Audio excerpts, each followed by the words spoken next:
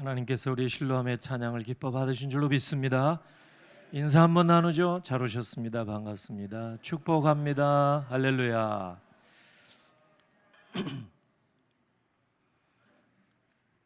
오늘 우중충한 날이 될 수 있었는데 이렇게 아직은 비가 오지 않는 것 같아요. 또 오늘 찬양도 너무 밝은 찬양을 해주셔서 참 감사합니다. 우리 예배가 축제 요소가 있다 말씀을 드렸는데 오늘 그날이 되는 줄로 믿습니다. 지난주 저는 신명기 23장 3절을 여러분에게 소개해드렸습니다. 암몬과 모압 족속은 영원토록 10대, 10대가 아니라 영원토록 여호와의 총에 들어올 수 없다. 왜 그랬다고 그랬죠? 이스라엘 백성이 출애굽해서 광야에서 양식 떨어져 물 떨어질 때 이 모압 족속들이 식량을 파는 것도 거부하고 물 좀 이렇게 제공해 주는 것도 거부하고 하나님이 진노하신 거예요. 그래서 하나님께서 말씀하신 것이 영원토록 여호와의 총회, 이스라엘 총회, 신약으로 치면 교회, 구원의 공동체에 들어올 수 없다. 이렇게까지 말씀을 하신 것입니다. 모압과 암몬의 죄를 어떻게 말할 수 있느냐? 지난주에는 제가 생략의 죄, 그 사람들이 범한 죄는 생략의 죄다 그랬어요. 오늘 우리가 마땅히 빌바를 알지 못하지만 성령께서 우리 가운데 말할 수 없는 단식으로 도와주시니까 기도를 생략해서는 안 될 줄로 믿습니다. 기도하는 일 생략하면 안 돼요. 예배하는 일, 하나님은 영이시니 마땅히 예배할지니라. 할렐루야. 여러분 오셨잖아요. 예배를 생략하면 안 돼요. 그 죄입니다. 인간 창조의 목적이 예배받기 위함이신데 우리가 창조의 목적대로 살지 못하면 죄를 범하는 것이 됩니다. 그러니까 예배도 생략하면 안 돼요, 여러분. 바쁘면 생략, 여유가 있으면 예배드리고, 이거는 잘못된 겁니다. 예배가 우선이 돼야 돼요. 하나님 앞에 나올 때 빈손으로 나오지 말라 그랬죠? 이 신약의 원리도 구약이나 똑같습니다. 하나님 앞에 감사. 물론 새 신자나 처음 나오신 분들은 이렇게 잘 준비 못할 수도 있을 겁니다만은 믿음 생활, 믿음의 자녀들은 하나님 앞에 나올 때 빈손으로 나오지 말라 했으니까 예물 생략하자. 과부의 두 렙돈을 귀하게 보신 주님 아니십니까? 우리의 믿음과 정성을 보시는 것이지 하나님이 무슨 이렇게 우리의 도움을 요구한 게 결코 아니죠. 우리가 하나님 앞에 은전을 베푸는 거 아니잖아요. 감사로, 기쁨으로 하나님 약속 말씀 붙들고 우리가 감사 표현을 하는 거예요. 이걸 금하지 말라, 생략하지 말자 이거죠. 이게 잘못하면 하나님 앞에 죄가 될 수가 있는 거예요. 인본주의로 가서는 안 된다. 오늘 이제 제가 문제를 하나 제기를 하려고 합니다. 분명히 신명기 23장 3절에 암몬 족속과 모압 족속은 그렇게 무정하고 매몰차. 여러분 광야에서 양식 떨어지면 죽는 거예요. 물 떨어지면 죽는 거예요. 생존에 관한 문제인데 이거 하나 이렇게 배려해 주지 못한 족속이 암몬 모압. 그러니까 영원토록 여호와의 총에 구원받을 수 없다 이 말 아닙니까? 그런데 지금 우리가 이제 룻기를 보고 있습니다. 전반기 때는 느헤미야, 우리 금년에 50주년을 맞이해서 희년의 기쁨, 느헤미야를 통해서 우리가 좀 생각을 하자. 그래서 전반기 때는 느헤미야 강해를 해드렸고, 이제 말씀드린 대로 이제 가을 하반기 때는 룻기 강해를 하고자 합니다. 오늘은 그냥 서론 소개하는 것에 불과합니다만은 아무튼 이 룻기를 보면은 룻이라는 사람은 모압 여인입니다. 모압 족속. 그런데 시어머니 나오미를 따라서 그분의 고향인 베들레헴에 들어가 살게 되면서 여호와의 공동체에 들어갑니다. 있을 수 없는 일이죠. 왜? 신명기 23장에서 하나님이 금하셨기 때문입니다. 모압 족속은 안 된다. 1대, 2대, 3대, 10대까지 아니다. 영원히 못 들어온다. 하나님이 그렇게 분명히 못 박았어요. 그런데 모압 사람 룻이 시어머니 따라서 베들레헴으로 들어갔는데 하나님께서 받아주신 거예요. 이게 어찌된 일인가? 룻이 시어머니 정말 지극정성으로 효도 봉양을 잘해서 하나님이 그냥 받아주신 것인가? 아니면 모세 시대가 지난 지 오래, 여호수아 시대가 지난 지 오래 다 잊어먹어서 하나님이 금하신 그 신명기 23장의 말씀을 잊어먹어서 이스라엘 공동체가 이제 룻을 받아준 것인가? 그 말씀을 좀 드리려고 하는 거예요. 룻기를 통해서 우리가 얻을 수 있는 이 말씀이 뭘까? 교훈이 뭔가? 사사시대의 흉년이 들어서 유다에 속한 베들레헴에 엘리멜렉이라는 사람이 살았는데요. 이 엘리멜렉의 아내가 나오미라는 여인입니다. 기근이 들어서 먹을 게 없어요. 살 수가 없어요. 그래서 이웃나라 모압으로 이주해 가서 살았습니다. 먹고 살고자 이웃나라에 들어갔는데 가자마자 남편이 죽었습니다. 거기에서 살면서 이제 두 아들을 데리고 갔거든요. 말론과 기럨 두 아들을 데리고 갔어요. 이 아들들에게 이제 때가 되어서 그 자부를 본 거예요. 첫째 자부는 오르바, 둘째 자부가 이 본문에 나온 룻입니다. 다 모압 여인들입니다.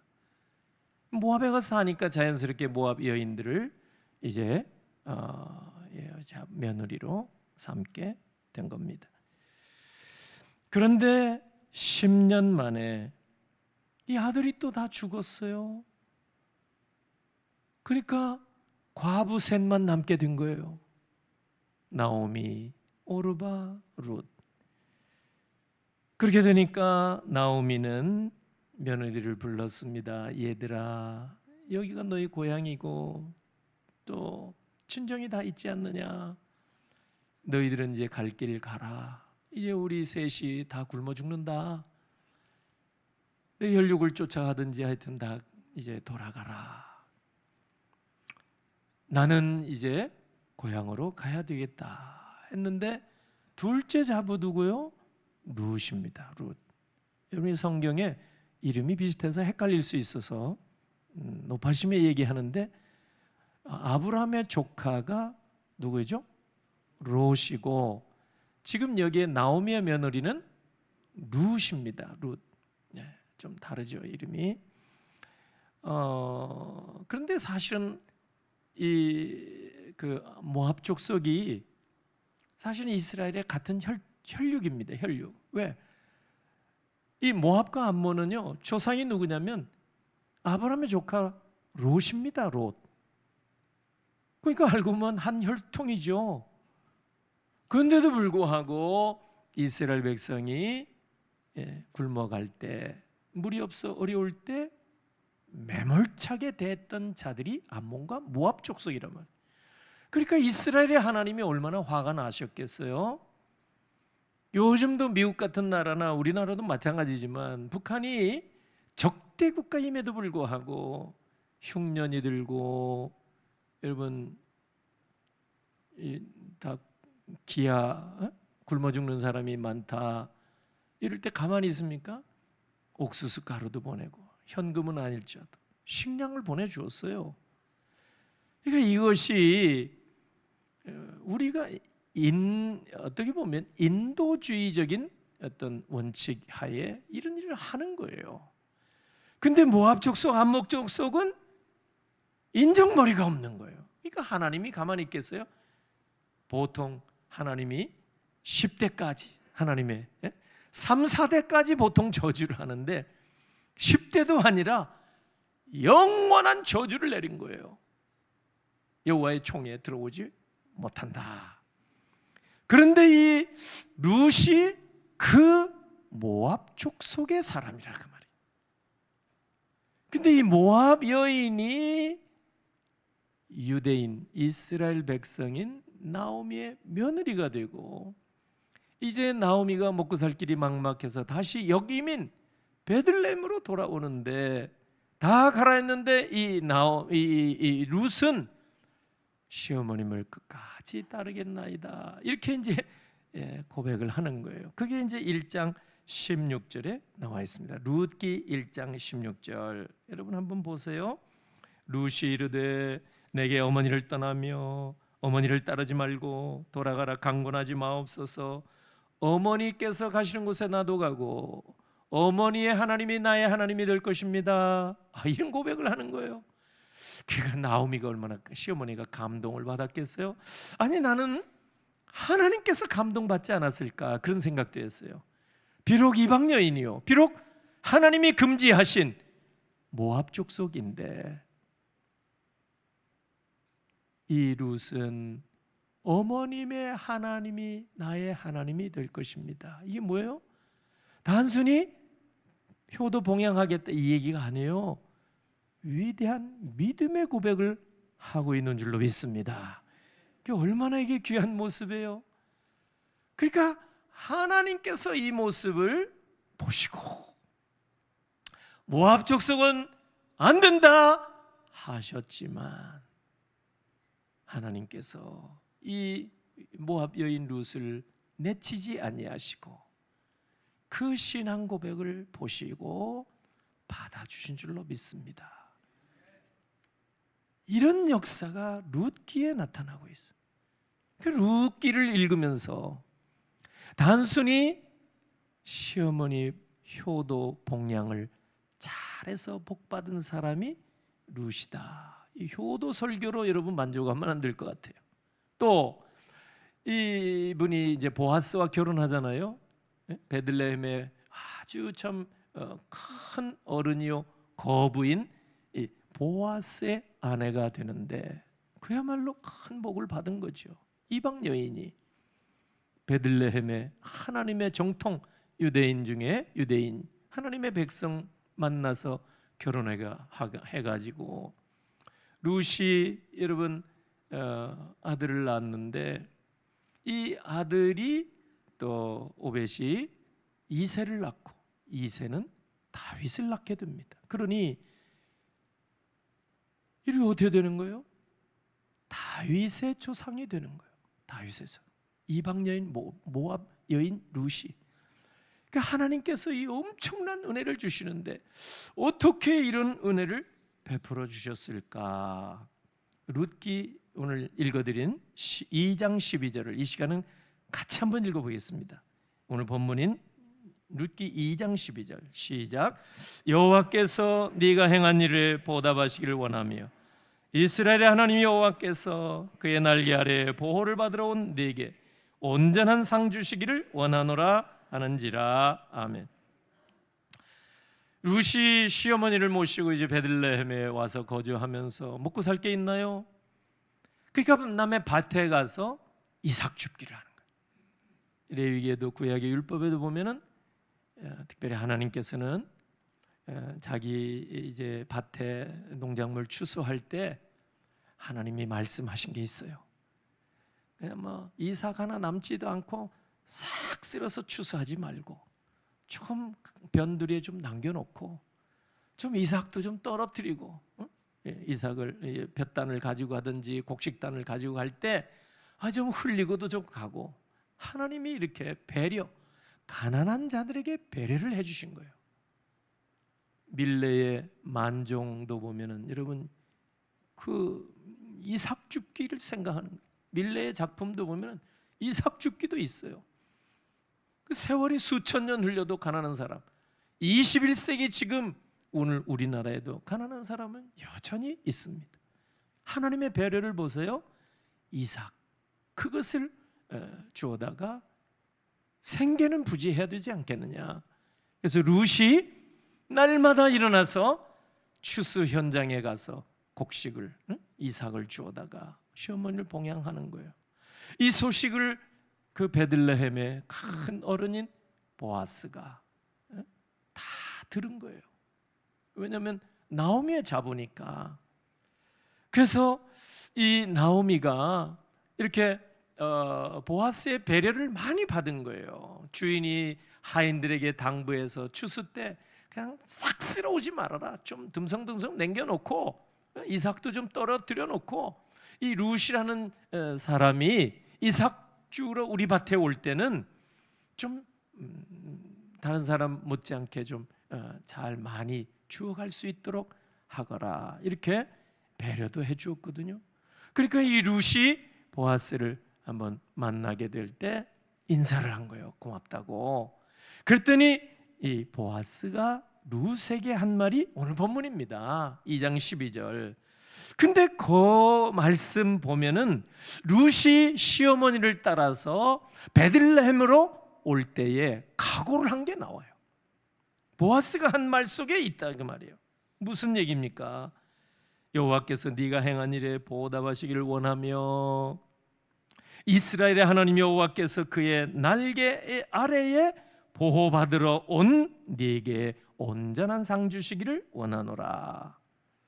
그러니까 룻이 베들레헴에 올 때 마음에 각오한 바가 뭐냐 하면은, 나는 비록 저주를 받은 모압 족속 사람이지만 하나님께서 우리 시어머니의 하나님을 나도 믿게 되면, 내가 베들레헴에 들어가서 하나님을 나도 믿게 된다면 하나님께서 그의 날개 아래 나를 품어주시고 내게도 은혜를 주시지 않겠는가 하는 하나의 일말의 기대감을 가지고 베들레헴에 온 줄로 믿습니다.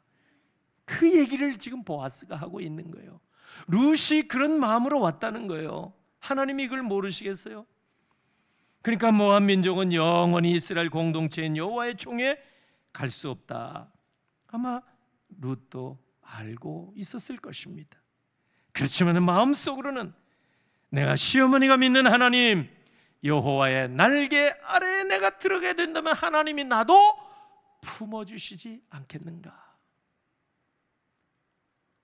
시집 와서 또 이제 시집에서 내가 이제 잘 살 수 있겠거니 했는데 오자마자 시아버님 돌아가셨어요. 결혼하자마자 얼마 되지 않아서 남편 세상 떠났습니다. 여러분, 어떻게 보면은 인생의 가장 밑바닥, 어떻게 살지 이제는 알 수 없는 그러한 여인이 된 룻에게 이제 시어머니의 하나님이 나의 하나님이 될 것이다. 내가 베들레헴에 들어간다면 내가 하나님의 날개 아래 내가 들어갈 수 있는데 하나님이 그때 나를 안아주시고 나를 받아주시지 않겠는가. 여러분, 하나님이 무슨 날개가 있겠습니까? 여호와는 영이신데, 하나님은 영이시니 육을 가진 분이 아니에요. 근데 뭐 하나님이 무슨 날개가 있겠어요? 천사도 아니고. 구약시대 성막이나 성전에 보면은요, 성소와 지성소로 나눠져 있는데 지성소 안에 언약궤가 있습니다. 하나님의 말씀 몇 가지 들어가 있는 언약궤. 그 윗부분 뚜껑 부분을 속죄소라고 말합니다. 거기 내 모서리에 1년에 한 차례 대제사장이 어린 양의 피를 잡아 거기다 바릅니다. 그리고 지난 한 해 동안 이스라엘의 모든 죄를 아버지 사하여 주옵소서 기도합니다. 1년에 한 차례 대제사장이. 그 곳을 바로 속죄소라고 합니다. 하나님께서 이스라엘의 모든 죄를 다 사하여 주노라 말씀하신 곳이 바로 그곳입니다. 근데 그 속죄소 뚜껑 거기 위에 이 그룹 천사가 그룹 천사가 이게 조각이죠, 조각. 금으로 만든 거예요. 그 서로 마주보고 날개를 펴고 이렇게 있도록 그렇게 하나님이 말씀하셨습니다. 그러니까 여호와의 날개라는 말은 하나님께서 임재하시는 지성소의 속죄소, 그 그룹 천사, 그룹이라는 것은 떼지은 천사가 아니라 체루빔 천사의 이름입니다. 체루빔. 그 천사 둘이 마주보고 있는 모양의 조각입니다. 그의 날개를 펴고, 그러니까 그곳에 하나님이 영광의 임재를 통해서 이스라엘의 모든 죄를 사해 주시는 것. 비록 이방인이지만 이 정도는 소문 듣고 소식을 들어서 알 수 있지 않겠습니까? 내가 시어머니를 따라서 베들레헴에 가서 이스라엘 공동체 안에 들어가게 되면 하나님께서는 그 날개, 그 그룹 천사의 날개 있는 그곳에 임하셔서 이스라엘의 모든 죄를 다 용서하실 것처럼 그동안에 하나님께서 모압 족속에게 내리셨던 징계를 다 풀어주시고 용서해 주시지 않겠는가 하는 기대감을 가지고 룻이 베들레헴 땅을 시어머님 따라 찾아간 겁니다. 오늘 우리가 이 한 구절을 보면서 하나님께서 세우신 구원 계획에는 어느 민족, 어느 족속이라도 다 구원을 받을 수 있다는 사실, 이것이 바로 복음이라는 사실을 여러분도 믿으시기를 바랍니다. 영원히 이스라엘 공동체에 들어올 수 없었던 모압 여인 룻은 하나님의 사람 보아스를 통해서 복음을 들은 거예요. 그러니까 본문 2장 12절 말씀은 보아스가 룻에게 한 얘기인데, 제가 생각할 때 하나님께서 보아스의 입을 통해서 룻에게 말씀하시는 것이 아닐까. 이 복된 소식입니다. 그동안에 모세 시대에 모압과 암몬 자손이 이스라엘에게 박대하고 홀대하고 무정하게 해서 하나님께서 징계를 내리시고 저주했던 것을 이제는 여호와의 날개 아래 들어갔을 때 모든 죄를 다 풀어주시고 용서해 주신 그 하나님, 여러분 이 말씀이 바로 복음이 아니겠습니까? 금년 우리가 희년을 맞이했는데 희년의 은혜가 이런 거 아니겠습니까? 모든 매이고 묶이고 종되었던 것을 다 풀어주고 하나님께서 기쁨을 회복시켜 주는 그 은혜가 희년의 은혜가 아니겠습니까? 지금 룻은 이와 같은 은혜를 이스라엘 공동체 안에 들어가서 받게 된 줄로 믿습니다. 여러분 복음이 뭘까요? 복음의 시작은 마태복음 1장에 나옵니다. 마태복음 1장에 보면 예수 그리스도의 족보입니다. 아브라함과 다윗의 자손 예수 그리스도의 계보라. 마태복음 1장 5절 6절 보니까 여러분 놀라운 말씀이 나와 있어요. 살몬은 라합에게서 보아스를 낳고, 여러분 이 라합은 누굽니까? 여리고의 기생입니다. 기생. 지금 이 누구의 족보라고요? 예수 그리스도의 족보. 기생이 올라가 있어요. 그 다음에 보아스는 룻에게서 오벳을 낳고, 이 룻이 누굽니까? 오늘 본문에 나오는 모압 여인 룻입니다. 보아스는 룻에게서 오벳을 낳고, 오벳은 이새를 낳고, 이새는 다윗 왕을 낳으니라. 마태복음 1장 16절 보면 누가 낳고 하다가 그 결국은 누구예요? 예수가 나시니라. 아브라함부터 52대 만에 예수가 나시니라. 여러분 아브라함 때부터 예수 그리스도까지 52대만 되겠습니까? 훨씬 많습니다. 그 수천 년의 세월인데 52대만 되겠습니까? 생략한 거지. 왜? 14대 7의 곱배수로 14대 그래서 52세대로 이렇게 압축한 거예요. 그러면 우리 같으면 좀 부끄러운 사람들, 그 이름 중에 여러분 예수님의 거룩한 족보에 기생 라합의 이름이 올라가 있는 여러분 같으면 기분이 좋겠습니까? 자랑스럽겠습니까? 더더욱이 하나님께서 영원히 이스라엘 공동체에 들어오지 못하노라 말씀하셨는데 그 모압 여인이 거기에 또 등장하는 거예요. 예수 그리스도의 족보에. 여러분, 이것뿐만 아니라 유다는 다말에게서 며느리 아닙니까? 베레스와 세라를 낳고 이런 이름들을 막 숨기고 싶은데 성경은 그대로 드러냈어요. 아니 52대로 압축했으면 생략할 수도 있는데 얼마든지 생략하지 아니하고 그대로 이 정말 이 좀 부끄러운 이름들을 다 올려놓은 거예요. 무슨 얘기 하려고요? 복음의 시작이라. 여러분, 어떠한 죄, 하나님께서 저주와 징계를 내렸던 그런 족속일지라도 이제는 예수 그리스도 안에 들어오기만 하면 얼마든지 죄사함을 받고 하나님의 자녀가 될 수 있다는 바로 이것이 우리에게 복음이 될 줄로 믿습니다. 룻이 얻은 것이 바로 이 복음의 은혜입니다. 구약시대에도 복음을 받은 거예요. 구약시대도 얼마나 놀라운 일입니까? 요한복음 3장 16절 하나님이 세상을 이처럼 사랑하사 독생자를 주셨으니 이는 그를 믿는 자마다 멸망하지 아니하고 영생을 얻게 하려 하심이라. 할렐루야. 누구든지 믿기만 하면 멸망하지 아니하고 영생을 얻게 하시는 이 소식이 복음인 줄로 믿으시기 바랍니다.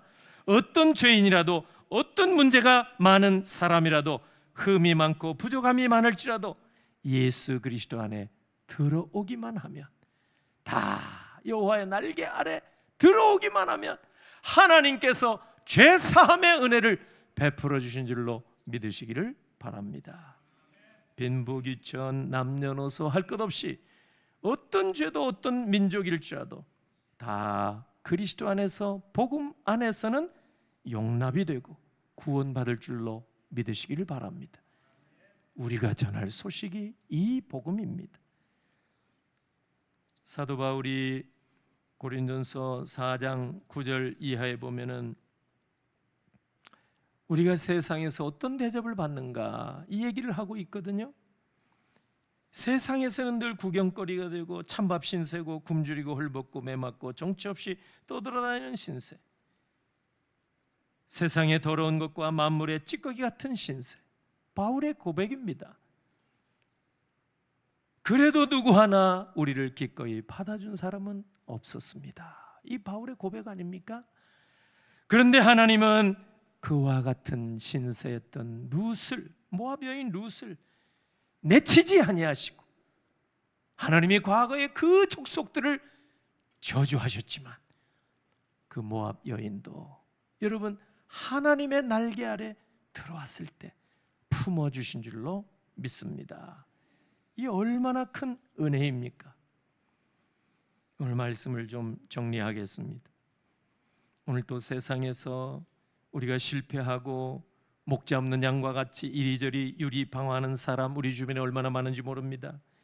그러나 어떤 사람이든지 여호와의 날개 아래로 들어오기만 하면 하나님께서는 그 누구라도 어떤 사람이라도 어떤 죄를 저질렀을지라도 하나님께서는 결코 내치는 법이 없이 하나님의 날개 아래 들어오기만 하면 하나님은 그 날개로 다 우리를 품어 주실 줄로 믿으시기를 바랍니다. 오늘 룻기를 통해서 하나님께서 우리에게 말씀하시는 것이 바로 이 말씀입니다. 복음입니다. 복음. 분량으로 치면 룻기는 4장 85절밖에 되지 않는 자그마한 책입니다.